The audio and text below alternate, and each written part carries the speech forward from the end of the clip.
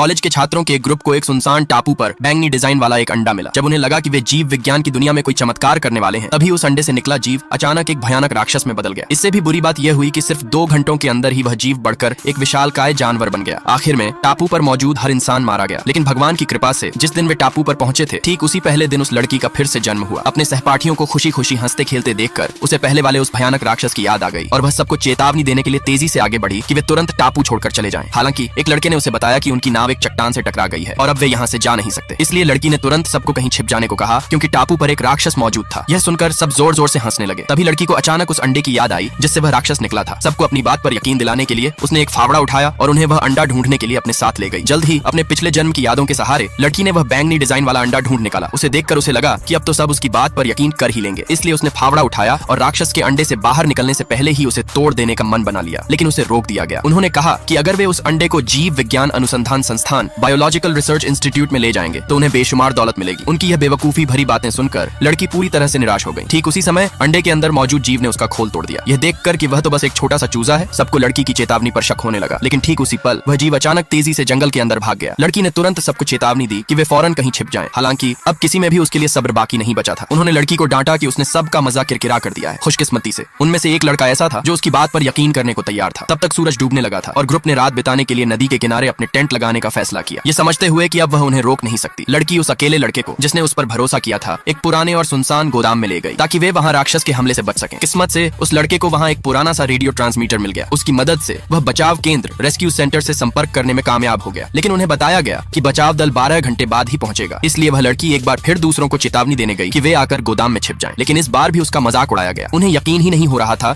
कि वह अब भी इतनी जिद कर रही है। ये देखकर कि चांद निकल चुका है, वह लड़की जल्दी से गोदाम की ओर लौट गई। इस बीच नदी के किनारे मौजूद वह समूह नाश्ता कर रहा था, गा रहा था और नाच रहा था। उन्हें अपने आसपास हो रही अजीब हलचलों के बारे में जरा भी भनक नहीं थी। अचानक डर के मारे एक लड़की चीख पड़ी, क्योंकि वह राक्षस ठीक उनके पीछे आ चुका था।